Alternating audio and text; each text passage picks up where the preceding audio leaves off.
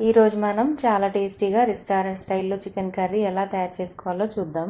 తక్కువ పదార్థాలతో తయారు చేసిన ఈ చికెన్ కర్రీ చాలా రుచిగా వస్తుంది. చపాతీ, పూరి, బిర్యానీ దేంతో తిన్నా కూడా సూపర్ టేస్టీగా ఉంటుంది. చేయకుండా చికెన్ కర్రీ రెసిపీ తయారు చేద్దాం రండి. ముందుగా స్టవ్ పైన బాండి పెట్టుకొని 2 పావుల వరకు ఆయిల్ వేసుకొని ఉల్లిపాయలు అలాగే పచ్చిమిర్చి ముక్కలు వేసుకొని మంచిగా ఫ్రై అయిన తర్వాత ఇందులోకి పసుపు అలాగే అల్లం వెల్లుల్లి పేస్ట్ వేసుకొని అన్నీ కలిపి పెట్టుకున్న చికెన్ని ఇందులో వేసేసుకోవాలి. అంటే అల్లం వెల్లుల్లి పేస్టు, పసుపు, కారం, ఉప్పు, కొద్దిగా ఆయిల్ కలిపి చికెన్ని ఒక 5 నిమిషాలు అలా పక్కన పెట్టి ఇలా తాలింపు వేసుకునే లోపు మంచిగా మ్యారినేట్ అవుతుంది.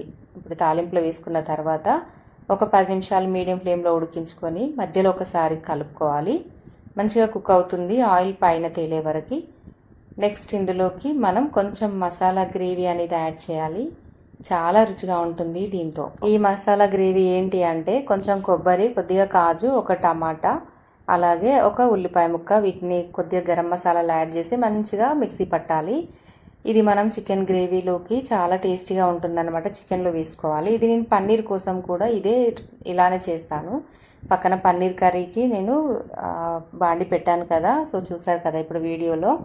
సో పన్నీర్ కర్రీకి చేశాను. ఆ గ్రేవీ నేను ఇందులో చికెన్లో వేసాను. సపరేట్గా చికెన్ కోసం కూడా సపరేట్గా మీరు చేసుకోవచ్చు కావాలంటే. నేను రెండింటికి యూజ్ అవుతుంది అన్నట్టుగా నేను ఆ గ్రేవీ చేశాను అనమాట.